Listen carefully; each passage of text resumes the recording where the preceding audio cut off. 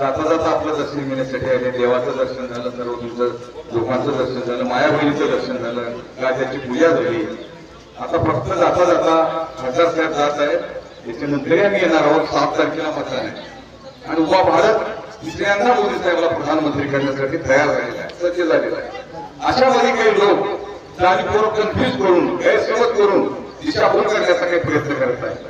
पण सगळा भारत मोदी साहेबांवर त्यांचा विश्वास आहे, जगावर त्यांचा विश्वास आहे, जगावर त्यांचा अधिराज्य येणार आहे. अशा महान युवतीला आपल्याला तिसऱ्यांदा प्रधानमंत्री करायचं आहे. माननीय सरंगारे साहेब आपले एक निमित्त आहे, त्याला मिळणार मत ते मोदी साहेबांना मिळणार आहे. पण सरंगारे साहेबांनी 5 वर्षामध्ये 2 वर्ष कोरोनामध्ये घातले आणि 3 वर्ष आपल्या भागातले अत्यंत चांगले प्रश्न सभागृहावर मांडण्याचं काम केलेले आहे. आपल्याला माहित आहे की मागच्या महिन्यामध्ये चर्चा अशी होती की सरंगारे साहेबांना दुसऱ्यांदा तिकीट मिळतं का नाही. पण माननीय मोदी साहेबांनी त्यांचा अहवाल बघितला, स्वतः त्याला बोलून घेतले. अरे सरंगारे साहेब, तुम्हाला तो काम बहुत अच्छा है.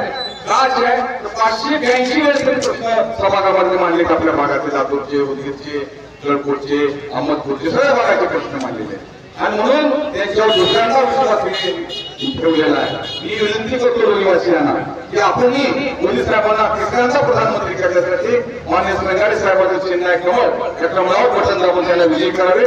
माझ्यानंतर माननीय विशेष खासदार आपलं मनोगत व्यक्त करून सरंगारे साहेब.